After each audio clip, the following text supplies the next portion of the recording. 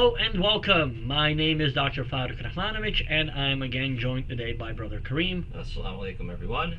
In this series, we're doing a chapter-by-chapter exploration of Sayyid Hussein Nasr's book, A Young Muslim's Guide to the West, and we'll be focusing on one portion of a chapter in these sessions and delving more deeply into ideas within the passage, like what implications you can draw, conclusions you can come to, and showing you how to read these kinds of complex texts more carefully. Now, in today's session, we are going to be looking at chapter 13, Art in the Modern West.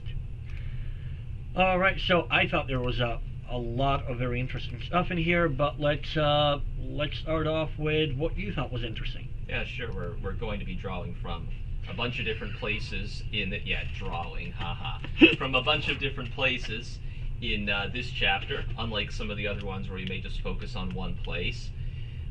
In my case, the thing that really struck me as particularly interesting is on page 220. So the first paragraph there, which actually starts at the top of 219, starts really getting interesting for me about halfway through the paragraph, and then continues down for most of the rest of the paragraph. Over here, he is talking about the visual arts, and specifically, we have a sentence that begins with, "The traditional arts have also survived in the margin of the art scene, for example in the crafts, which continue to be produced in such countries as Spain, Ireland, and Mexico, and even in the more industrialized countries of Northern Europe or rural America.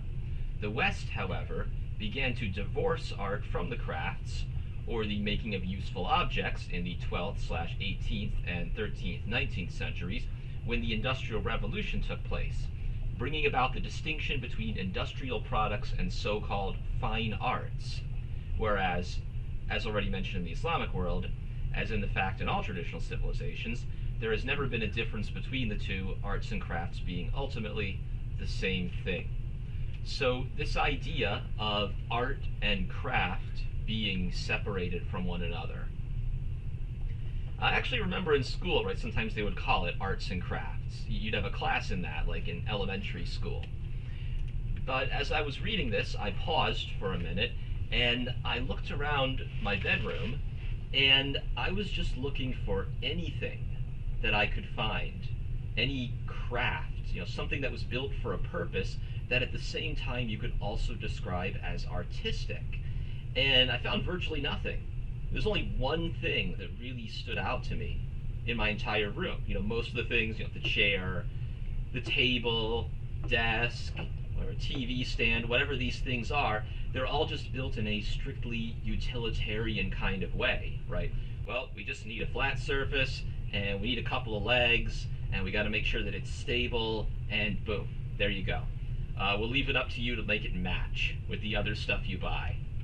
And even then, it's only matching in terms of like the color scheme in your room, but none of them actually individually look nice. So the one thing in my room that really stood out as having any sort of artistic value, and you've seen this before because I've had it for at least a decade at this point, is my Galilean thermometer.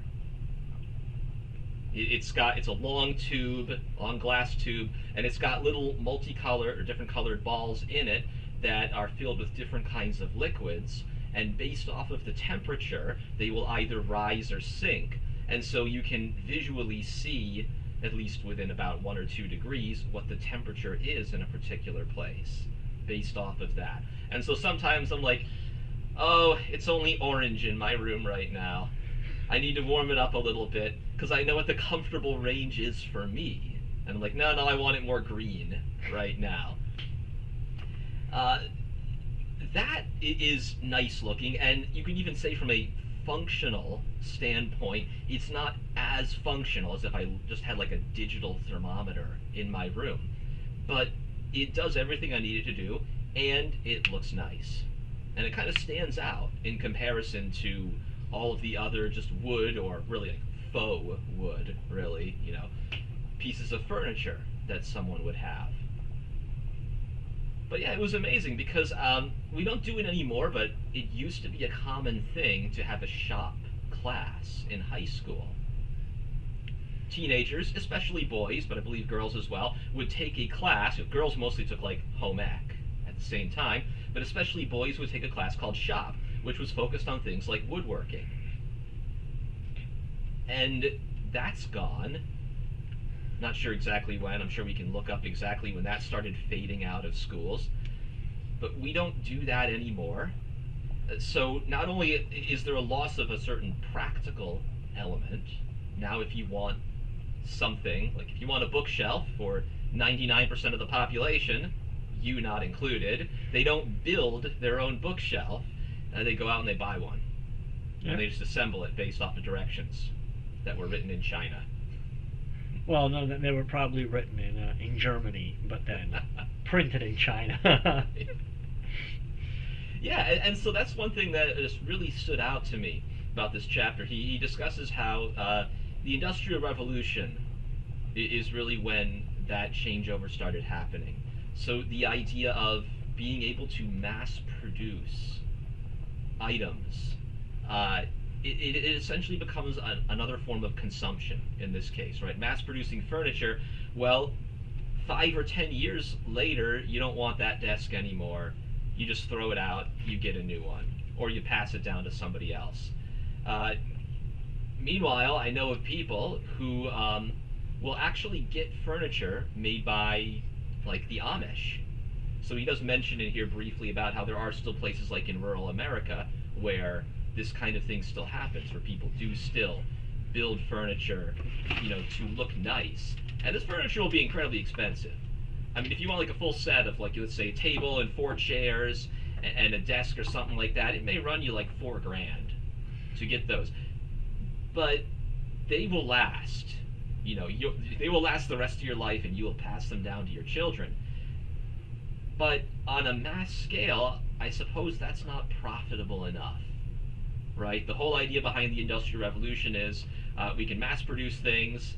Eventually, the concept of interchangeable parts comes along, and now you don't even need everything. You can just get this one piece replaced here or there, but it's tough to do that and still have it look nice at the same time, because now if you needed some part replaced, it would also have to be custom made to fit with the rest of what you have.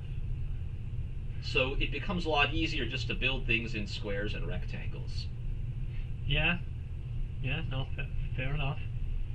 I think the other part is, if, so look at your Amish, so you made like $4,000 off a dining room set, but that's the only time you're going to have that customer needing to buy any dining room stuff, and that's not good enough. Right, like we need you to replace stuff. If you think about it, we were just talking about this with regards to modern medicine. Yeah, well, it's the same phenomenon. If even a simpler way than that, I mean, here you go. You have these phones that, I mean, they're pretty costly, and they're built to last for a year or two. That's the normal setup. And the idea is that we need you replacing your phone at that same very high price that often, in order for these companies to stay profitable in the way that they would like to be profitable. And even if you can ask a question like, well, what happens if you're very sort of careful with your devices? And Apple's answer was, don't worry about it. We'll force you to do an update, which is then going to slow down for you. Yeah. Exactly, right? Like, we will make it unusable. I have over here somewhere, it's I think second generation iPad, and the updates have slowed it down so much that it's literally not usable, right? It's like 3 minutes for the browser to open up. And like, I know that it's nothing that I did, because that is reset the factory settings, and then it just demanded to update itself to current standards so that it's not hackable. But like, okay, great. Apparently, though, that not hackable does not protect it against hacking by Apple, which in this case is to screw it up. So it's incredibly ironic, not to go off on a tangent here, but it's ironic because the whole idea behind not hackable is that it'll then protect you and your information. Yeah, well, it seems like the modern American doesn't even really care too much about whether their information is out there in the public. We share it with people on all sorts of social media platforms. And Snowden, right? Edward Snowden, revealed to everyone about the whole, bulk collection of data that the government was doing. And outside of a few circles, the response was a collective shrug. So what? Well, I mean, we did do our best there to minimize them. In fact, actually, no, it wasn't last year, it was the year before, right? So December 2019. I set up as an extra credit assignment for one of my ethics classes, the movie, what is it, Citizen 4, right? And it's a straight up documentary, and not even like dramatized documentary. It's actually it was filmed in real time, right? So it's actually Snowden actually talking to the reporter, right? Actually at that moment explaining to him what's going on, right? It wasn't rehearsed. They just sort of filmed it as it went on. And so my students at that time were, 18, 19? So the Snowden thing happened when they were, around like 12, 13, 14? And none of them had even heard of it. Right, so we did a really good job burying it. But then also, they were full on shocked, right? So it's not so much that people are okay with it, but like you can downplay it, and that's of course what happens as a government response to something like that. It's like, oh no, this is normal, this is normal. The whole reason why Snowden essentially threw away his life was so that he could reveal this information, because it is actually shocking. It's not normal in any way, shape, or form. But if you have 18 different things going on TV all at the same time, and then everybody who comes out and goes, oh, this is normal, this is normal, this is normal, you got other things to do. You're like, okay, fine, yeah, that's normal. And then whoops. Anywho, though, to jump back to the arts and crafts things. Yeah, I mean, if you think about it, if you want to get something that's not just handmade, right, but that isn't just sort of printed in China in 8 gajillion copies, you have to go and essentially buy something exotic, right, from some villager down in the middle of nowhere. Mm-hmm. And everything else is just this blah kind of thing. Right. And when you find things that aren't, they are usually reserved for special occasions, like the fine china, Yeah, right? God, that always irritated me. Like, if it's a Right. plate, just eat off it. Sure. All the normal plates look like nothing, basically, right? But then, of course, if we have people over and some sort of special occasion, now we'll bring out the stuff that looks kind of nice. And if someone has a table or that has, like, let's say, really elegantly carved legs to it, like, oh, well, this person must have a lot of money, or they must use this, only for special occasions to impress people. So the thing is, though, and he doesn't get into it here, but if you take something that does look nice, but you still put it out in the sort of, pumped out by a factory in China kind of thing, it actually, the artistic quality in it drops, because for one thing, it is no longer the original. It is some replica of a replica of a replica. And that commercialization actually sort of destroys the art, because it's now been reduced to a sort of utilitarian sales point. So you can buy these massive posters of the Sistine Chapel ceilings and things like that, but as soon as you do that, right, like, it's no longer the original. Part of what that original is supposed to be is, like, with all the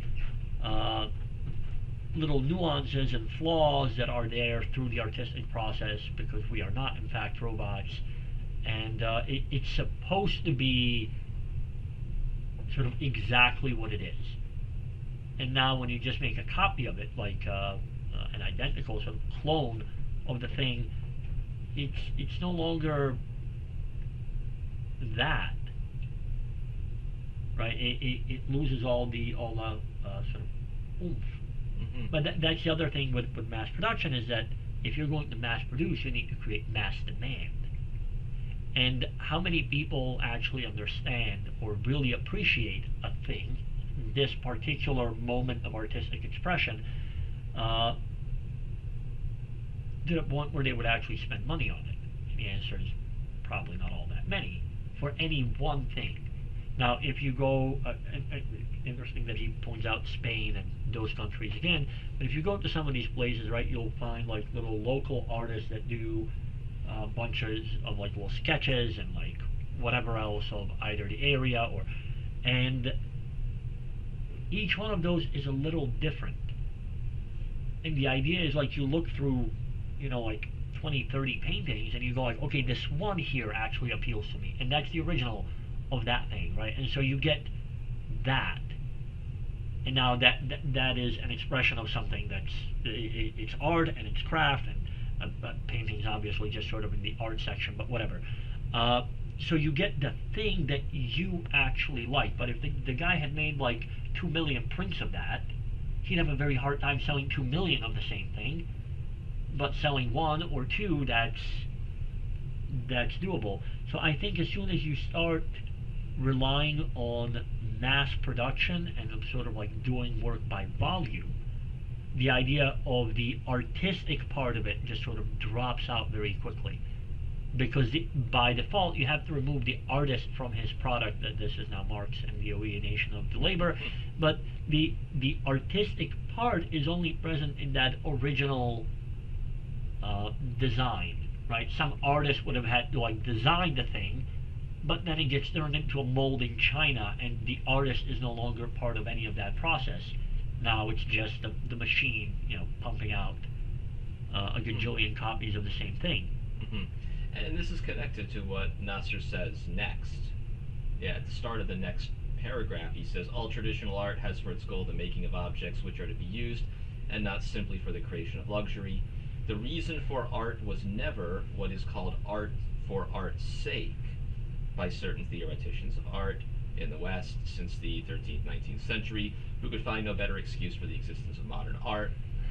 So I can see a clear connection between what you're saying and that there. This idea of art for art's sake, right? The idea that when you make something to look nice, that is its purpose, is just to look nice, or whatever other purpose the artist has. That's not for the functional things. The functional things just need to be functional. They need to be utilitarian in nature. As you were speaking, I was also thinking about how our visions of the future seem to contain that same idea within them. So we've internalized this idea that there is a separation between what is artistic, what looks nice, and what is functional. So, for example, both of us are really into a lot of sci-fi. You've seen enough Star Trek. What does the inside of the ship look like in all the Star Trek ones? It's all very functional. There's a lot of gray. There's a few things that look kind of nice in there. There's a little bit of a design to it. The exterior of the ship maybe, has some nice look to it. But in general, there's not really much of anything in the ways of art there. Another good example, we both watched The Expanse. That's pretty much true about everything there with one big exception. And that's the ship that the Mormons built. Do you remember that one? They called their ship the Nauvoo. It was supposed to be the colony ship that's going to go out into space, and they're going to settle a new world. And their ship is beautiful inside. There's all sorts of paintings of pastoral scenes, and they're meant to tell stories. And the people who essentially take it over actually have a conversation at one point in time about, or at least it starts with, how they don't get it. Right? Why did the Mormons put all this time into trying to make it look so nice? So my concern is that it does seem like we've internalized that, because when people, whether they are authors or artists, or they're writing a screenplay or something, and they're imagining the future, they're not doing it within a vacuum. They're imagining it based off of what they see today, and they're extrapolating where they think things are going. And so I can't think of any really strong exceptions to that. It seems to me that most depictions of the future do not depict any sort of a return to a world in which art and function, or art and craft, are once again reconnected. So there's a couple of sort of exceptions to that I can think of, and one of these is the kind of cyberpunk settings, where the idea is that there is going to be a sort of breaking point, right, where the constant development, in that sense of just mechanize and reduce everything, sort of goes away. And so the idea then ends up being that we are going to return to something like those traditional ideas. In fact, here, let me show you. All right, so here's a cover of a book. It's called When Gravity Falls. But even just looking at the cover, do you see the combination of things that are going on? Mm-hmm. Right? Very traditional outfits, very traditional kind of tiny market, right? It's not a mega mall. There's a cab in the background. And then, over here it continues in a very sort of traditional looking Ottoman Arab kind of bazaar that's going on. This is obviously set in the future. Firefly. I'm sure you've seen Firefly. It has that sort of aesthetic that, yes, some of these things, like the ship, that is designed for just the utilitarian function, to have as much utility as possible, but that's kind of like describing a wagon for a trader. You don't necessarily need it to be pretty, you need it to be sturdy and to be able to go from point A to point B. But every world that they're on, right, every sort of human culture out there, except the central ones, except the heavily industrialized central worlds that dominate the periphery. Yes, fair enough. What else do you have? The interesting thing about Firefly is that it's meant to be a Western. It's just a Western that happens to be set in space. And so Westerns are supposed to be this hearkening back to a simpler time. Yeah, fair enough. Let's see. Yeah, there is this reduction, and to a certain extent, I mean, I can understand the ease which that introduces in your daily life, right? Like, you need to go buy a thing, you know exactly what to buy because this is the warranty on it, and that's sort of it. You know that it will do its job. It doesn't really matter what you get. It's all the same. Sure, but what are you losing in the process? Well, and that's one of the big points that Nasr is trying to make in this paragraph, is that those things that are strictly utilitarian, they've lost their spirit. And so all of the mediums of expression that he discusses in this chapter, visual arts, music, and literature, he makes the same point through all of them, that they all are a mirror for our society. And you can trace the changes in the art, and they track with the changes in Western society. Oh yeah, no doubt there. Let me change gears. There's this really cool thing on music, but let me see if I can get to that in. Let's see if we can get to that third. I want to jump quickly into literature because I know this one's going to take me a minute here. So this is page 226, and it's the paragraph in the middle, starting about 2 sentences in. The novel became a mirror of life itself, and as longer novels began to be written, especially in the 13th, 19th century, the novel became a world of its own in a sense independent of the created world outside. It is true that a number of great novelists in the 13th, 19th century, such as Russians Tolstoy and Dostoevsky or the French Victor Hugo, were men who had a religious vision and who believed in God. But gradually the very experience of reading the novel, in a sense, became substitute for sacred and religious art and life. Literature, especially in the form of the novel, began to create an ambience to compensate many readers for the loss of God in Western society, while at the same time the novel continued to be a profound critic of what was going on in European and American societies. Some of the European writers, such as Charles Dickens in England, Emile Zola in France, or John Steinbeck in America, had an important role to play in pointing to some of the injustices and evils of the society of their time. But by and large, the novel moved away from the religious role it had played in earlier Western society and still plays in what remains of the traditional Islamic world. So the part I want to stick to, and I'm sure you've heard me talk about this before, is the that sort of sacred and religious art and life, and how it sort of manages to recreate itself in these new mediums.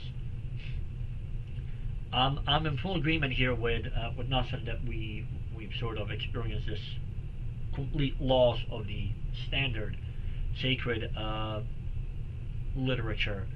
Although I don't think that's necessarily as new as it might sort of sound. But you're kind of hard-pressed to find any person that claims any religious allegiance who actually reads their own religious text. Right? At least not in the way of actually understanding it. Right? Like engaging with it the way that they would engage with something that they actually cared about. But the fact that we are, like, say, socially deprived of that does not mean that we don't look for substitutes, or that we don't find it important to look for substitutes. And this is where I see the role of the comic book. And now, as he points out, right, like we've gone from literature into film as a primary means of entertainment. I think that's where that comes in, and I'd just like to sort of run everybody very quickly through this. So I think I mentioned this last episode. The heroes of comic books are so closely related to traditional sort of Abrahamic prophetic figures that it's if you could sue for copyright infringement on the Bible, you really should, right? Like it's that sort of a thing. And I'll give you one example, and then I'll sort of set up the important part. So the story of Moses works out the following way. You have a child who's born into an immediate existential crisis, right? It's a matter of life and death.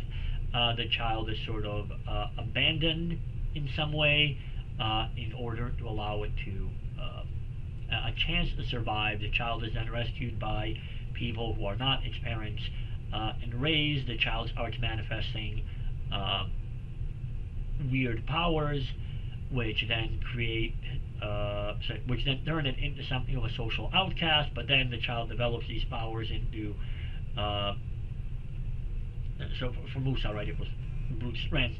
The child then develops an understanding of what's going on, and those powers manifest to their full extent, and then that child actually comes back to that society in which it was rescued, and it tries to save everybody, right? That is verbatim the story of Superman, right? Like down to the cradle, but no Nile, instead outer space. And it's not accidental because the story of Superman is written by a pair of Jewish gentlemen out of I think Ohio, right? And you can actually see it, like the name, Superman's actual name is Kal-El, and Hebrew works in essentially the same way that Arabic works with their sister languages, and so that Kal at the front is like Qaf, Alif, Lam, right? Or Qaf, Wow, Lam, because weak. That Wow is a weak letter. So it changes. So in Arabic it would be like something like Qala, right? He said. And that L at the end is a Hebrew thing, where in Arabic you will see this with Hebrew names. You have this eel sound at the end, right? So Israel, Israfil, Qabil, oh shoot, what's his name? Jibril, Mikael, right? All of these eel sounds, that they do the same thing that the L at the end of a word does. Ismail, there you go. It does the same thing in Hebrew, and it makes it mean of God or for God. And so Superman's actual name is something like Word of God.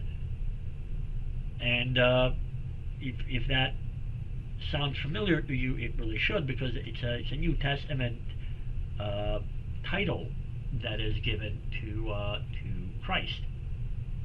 Right? He is Lamb of God, but he's also Word of God, i.e. the manifestation of truth. And that's not a title for a person, that's a title of an office that a person happens to hold. So the same way that Musa is considered a Masih. Yeah, there you go. So Messiah, right? The Masih in Arabic. That title, that's not a name. That's not a personal name. That is a title, right? And in Old Testament, the title of Masih is held by more than one person, not simultaneously, but it's an office that sort of comes up again and again. So Musa is a Masih, but so is Isa, right? Anyway, you have a direct copy of that story into comic books. The way that story works out is a little different than a lot of other comic book stories, but what you will see, in order for any sort of a novel kind of thing to be accepted, there's only sort of two things that are going on.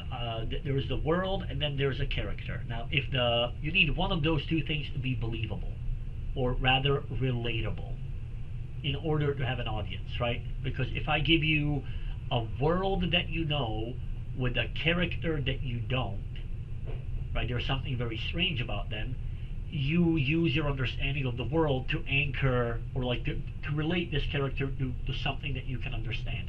Or you can flip it around. You can take the kind of character that you know and put them in a world that you don't, and then you can still track that. Like, I think John Carter is the novel of the dude that ends up on Mars.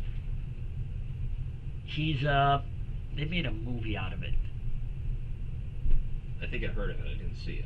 Yeah, so it's like a Civil War era soldier for, oddly enough, for the South. He's fleeing because his regiment is lost. Ends up in a cave somewhere, and oops, accidentally gets transported to Mars. And there's this whole like civilization up there. Now, as you're watching it, you can't understand anything about the civilization initially, but you can understand him, right? And so you're able to follow along with the story. So one of those two elements has to be kept steady, right? You either have to understand and sort of be able to relate to the world or to the character. Well, as you sort of go through this, you realize that you can't really relate to the characters of superheroes. You are not you're not a billionaire. You are not the guy who's able to do incredible feats and therefore blah blah blah, but you can relate to the world. So as the world changes throughout the sort of comic book history, that's an indication that the way that we understand the world and the way that we agree that the world is or isn't is being depicted. So the original Superman and Captain America comics have the titular character working with the U.S. government, right? So the U.S. government is considered good, and they're fighting evil. In case of Superman, we're fighting the Nazis. Also, in case of Captain America, and it's like we're good. We just need a little bit of help, and that's why these superheroes are working with the government to go fight evil. Then by the time you get around like Batman and Spider-Man and that era of comics, what you have is a world that is highly corrupt. So again, to be a superhero requires you to hide your identity because the government itself is no longer something that is trustworthy, right? And that's why these people have to step in. So you see how the view of society shifted from the time of the original Superman to this point. Sure. The government's no longer somebody who's trying to do good, but they're a little incompetent. That they need help. It has turned into something that is corrupt, but something that still might be fixed, and that's what these superheroes are trying to do. Then you get to the 90s, and you get the Punisher, and you get Spawn, and these are the kinds of superheroes who no longer care about guilty or innocent. Everybody dies, right? This is one of the things like where if it used to be before, Batman would go and just kidnap the mob boss and tie him up and leave him for the police, or really for Gordon. Now, Spawn just sort of like stands outside and opens fire and kills everybody in the mansion because there is no longer any distinction between guilty and innocent. Now, if you look at that from a prophetic perspective, you have the sort of nation-creating prophetic figures like Musa or Dawood or maybe not. Suleiman too, right?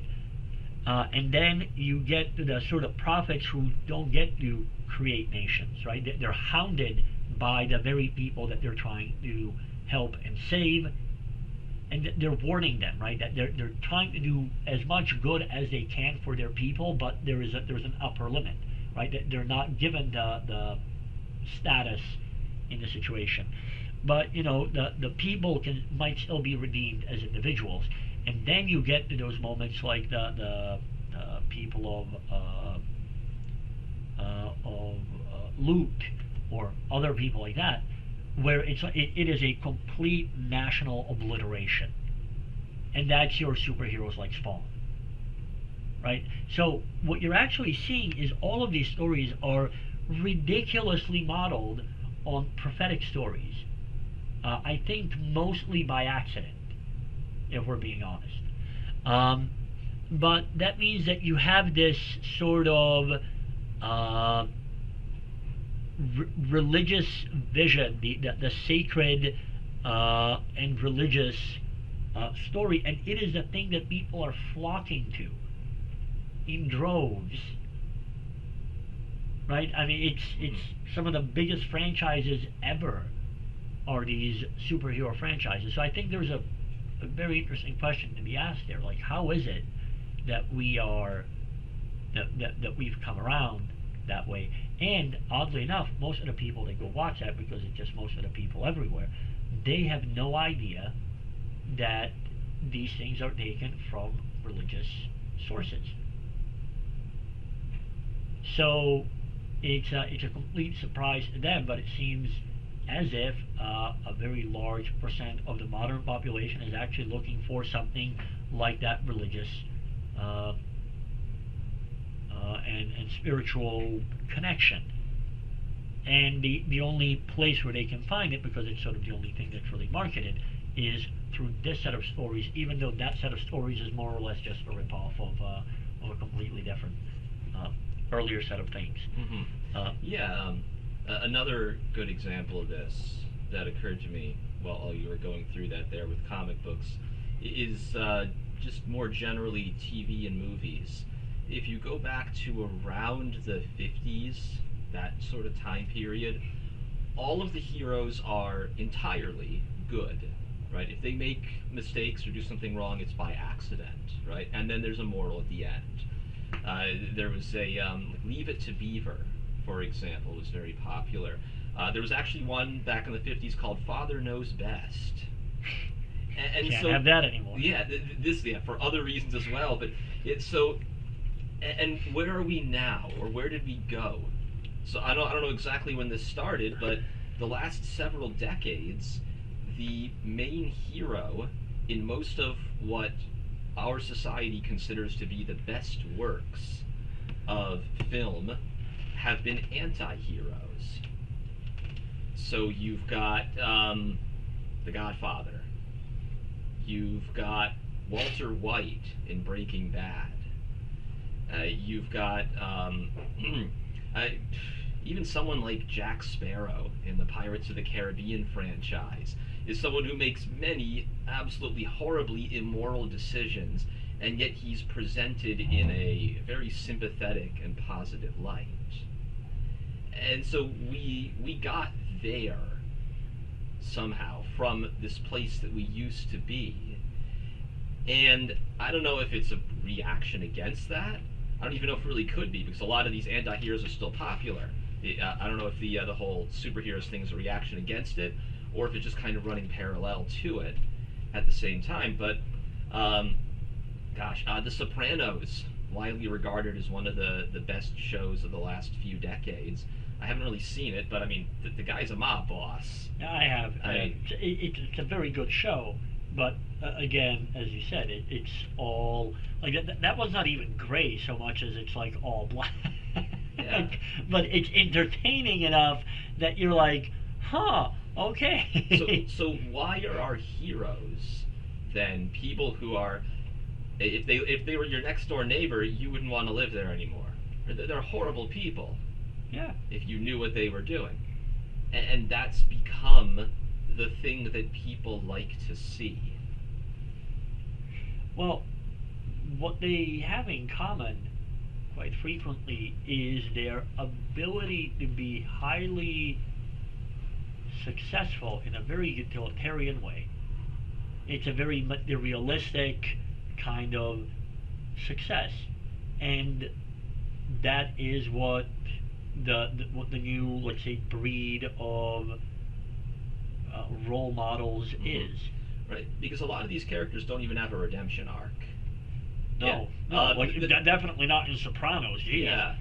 The Godfather tries to have a redemption arc in Godfather 3, and that's widely panned as the worst movie in the series, and what a horrible mistake that they even made it.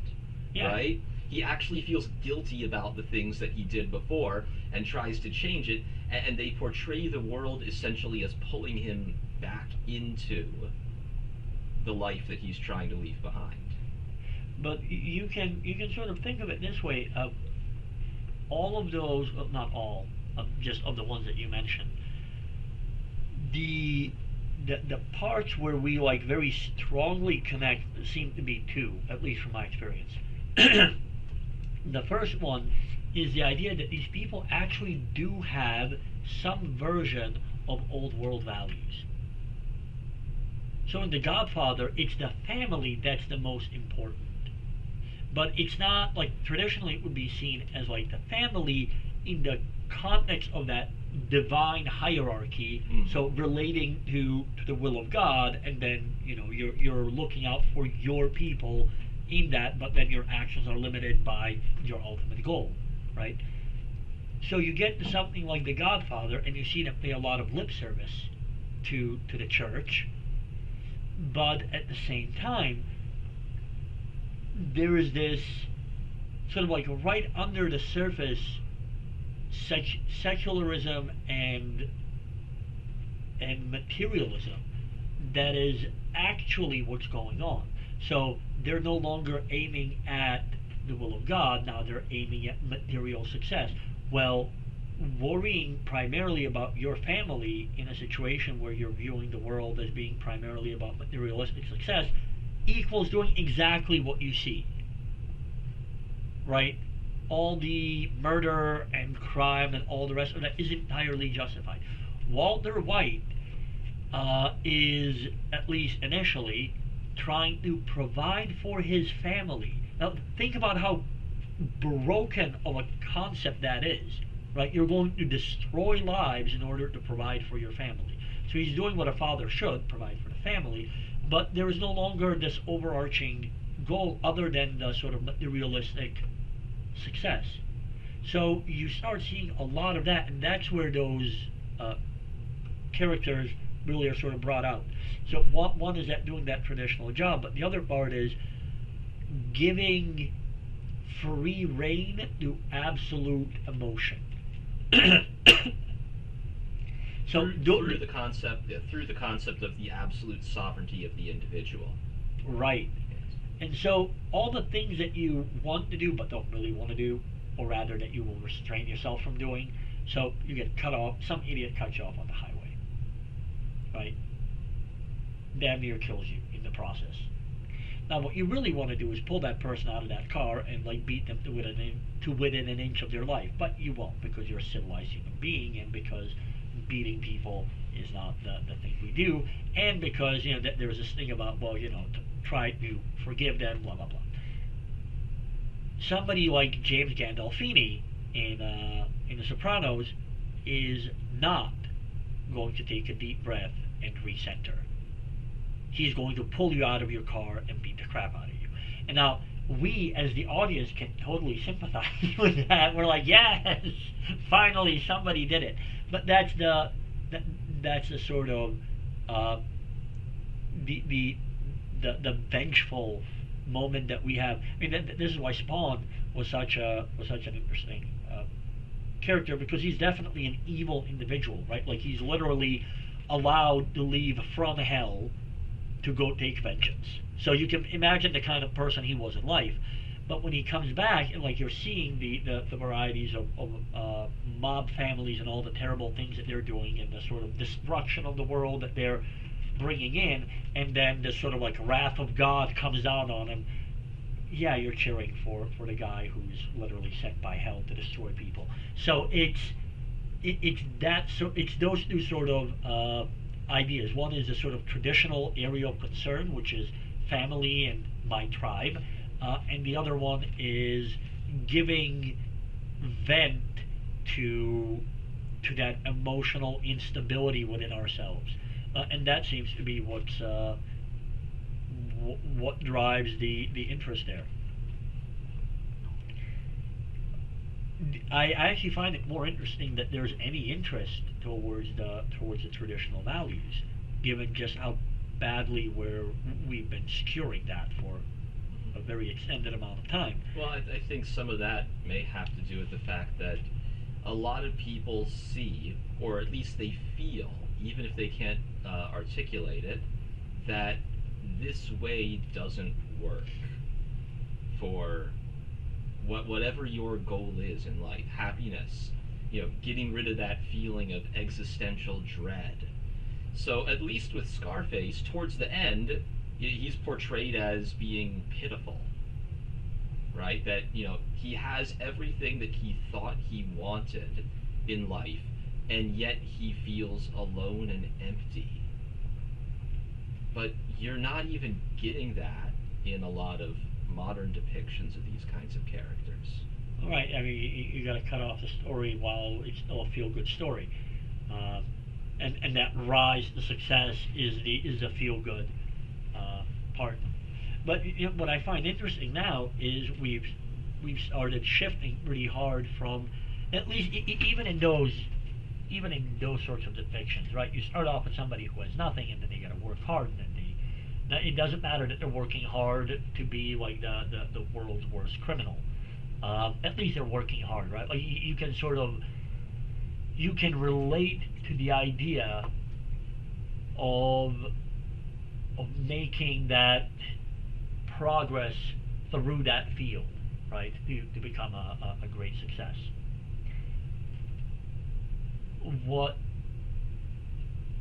started coming in now is something that is contradictory to every one of those traditional stories, including the prophetic stories, because the story for each of the prophets is that there's sort of a ramp up to them becoming a prophet, right? Never just sort of falls out of the sky, and then there is some sort of severe difficulty that you don't just like wave your hand and overcome, right? And that's the process of sort of character building.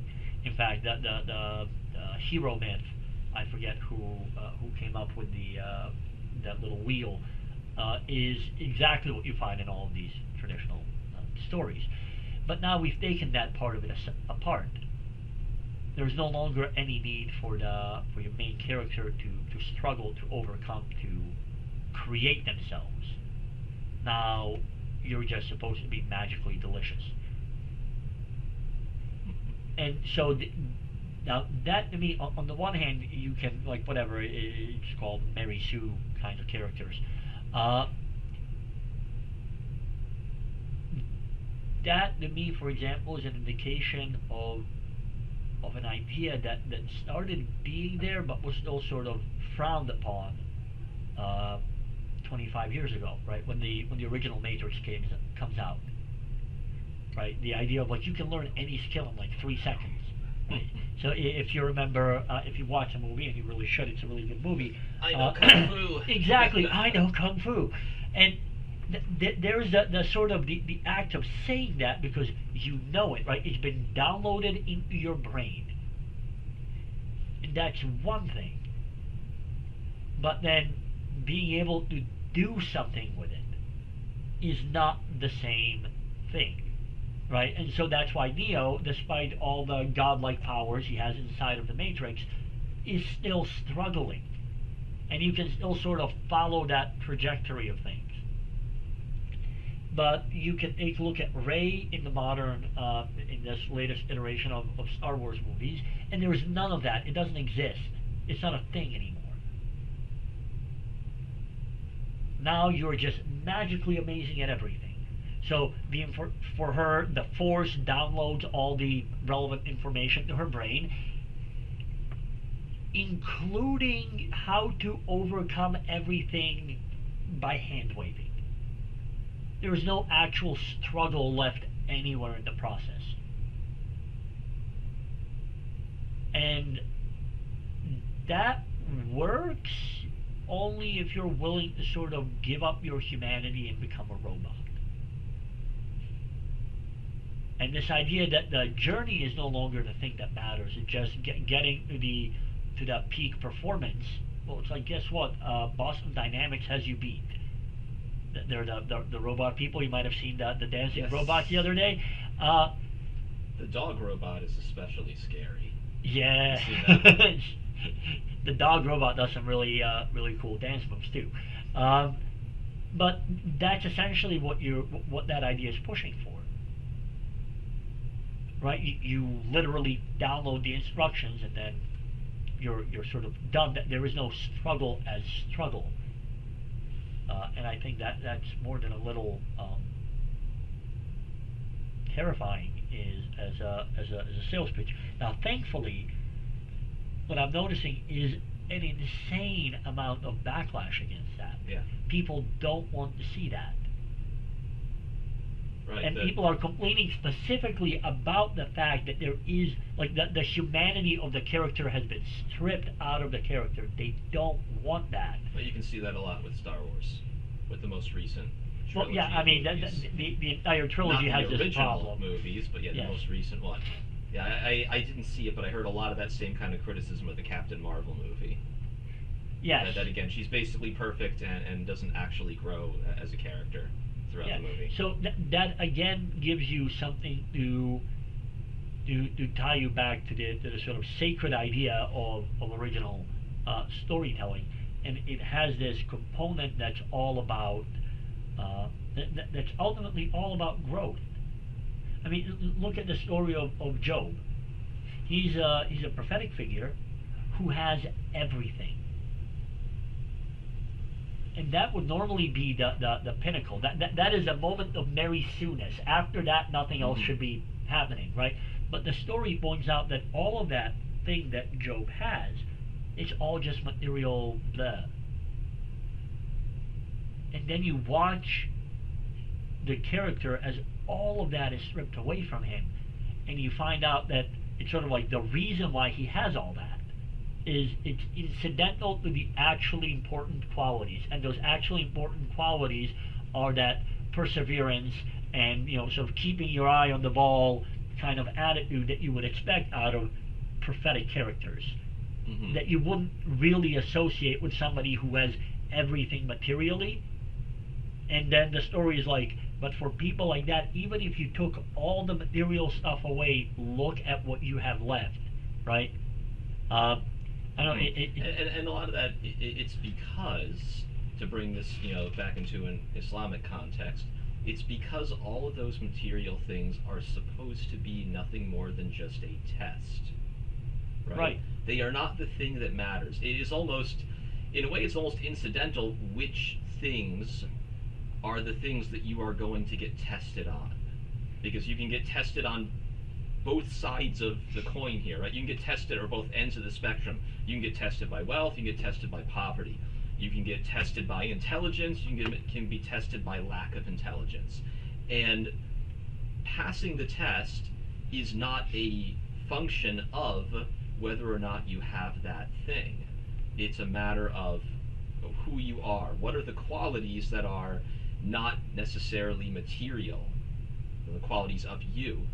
But on the other hand, if you have a world that's based around materialism, then that doesn't make any sense anymore.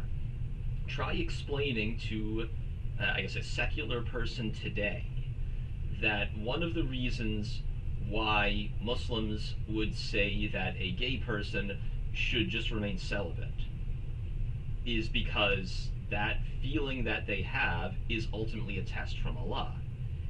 And they'll look at you like you're crazy.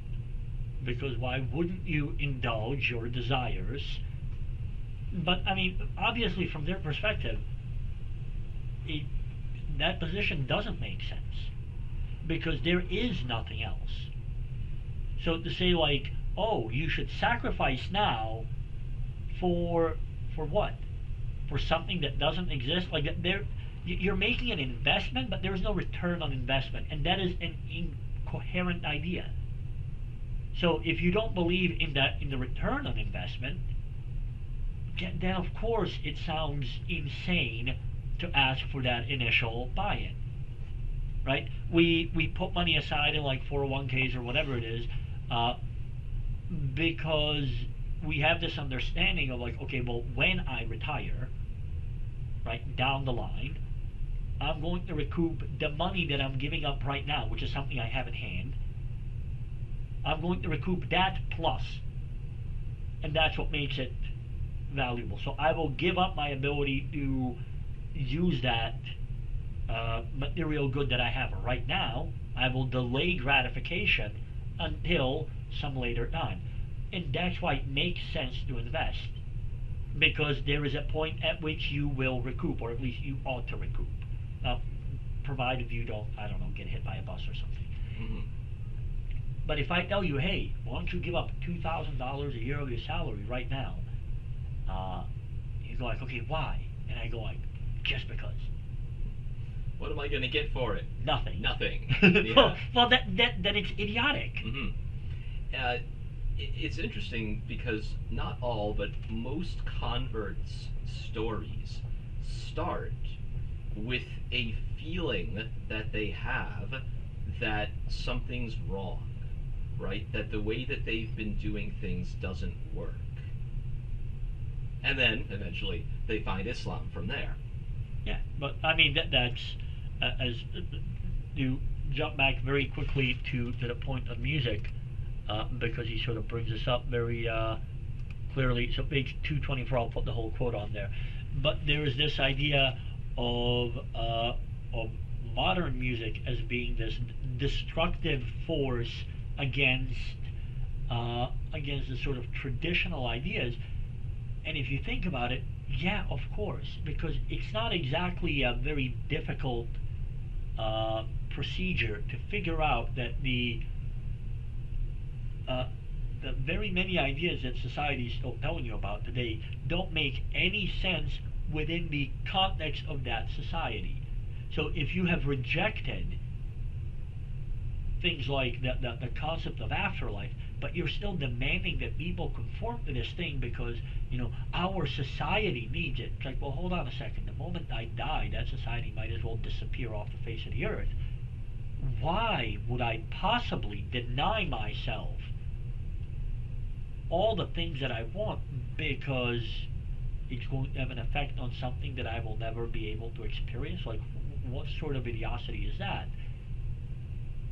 And so, like, yeah, of course people are going to rebel against that because you're asking for an investment and you're offering no return.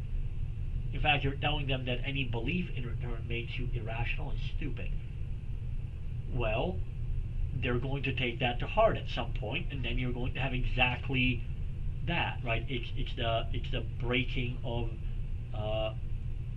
norms. In fact, if you listen to a whole lot of music that comes out of like the 90s to 2000s, that is like the lyrical content of like half the stuff that's there.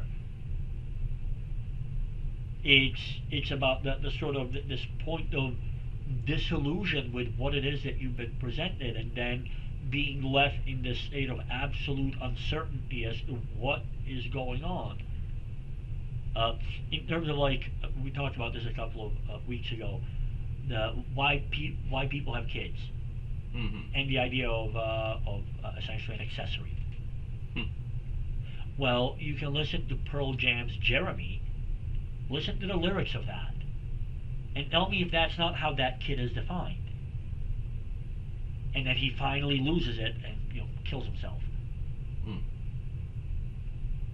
So and I mean that's Pearl Jam is one of those like 2-3 bands that sort of really defined the 90s. But yeah, that's like it's not an accident that these are the kinds of lyrics that are being produced, because the sort of conscious realization of what it is that has happened is starting to come to fruition. And at that point, it's really not at all surprising that you're going to have a total breakdown of a whole lot of social ideas.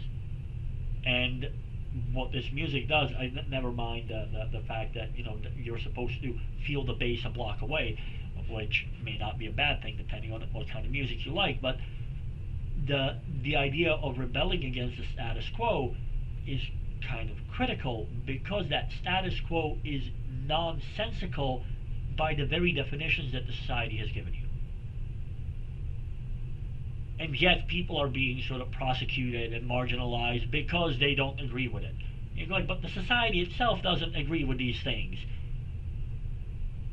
How is it that somebody's leftover ideas from an era that we no longer believe had anything to offer are somehow mattering? And there I can entirely understand why you have this shift. I don't agree with it, because I think that the social mistake was getting rid of those traditional ideas, but it makes perfect sense that that's how it's going to play out. Right, yeah. The unfortunate thing there is that they don't have a good direction to go in after they rebel. Well, right, because you've stripped away everything. Yes. Right, that's in any number of movies that end with sort of main character suicide. Right, like that their lives are destroyed, that there's nothing left, and you're like, but why did they kill themselves? Because they literally do not perceive the world as offering any other anything. Right, that there's no when they say there's no point in living, what they mean is there's nothing left to be extracted, and there's nothing after it. This is their perception, that make any of this have any meaning. So your entire life has been meaningless and full of suffering. That combination of things is unbearable. Right? If your life has no meaning, but it's a hedonistic paradise, great. If your life is full of suffering, but it has meaning, fine. Right? You can bear it. But if it has no meaning and it's full of suffering, then what exactly are you doing? That's almost verbatim what Peterson has said multiple times. The idea that suffering is worth bearing if there's a higher purpose. And it is fascinating just how many people have flocked to his ideas. And it's precisely because they're seeing these same things. And here comes along someone who is articulating them in a clear and intellectual way, and is at least offering a direction for what to do about it. Yeah, and I think very critically, the way that he's offering that direction doesn't come with, well, first you have to believe in, pick a religion.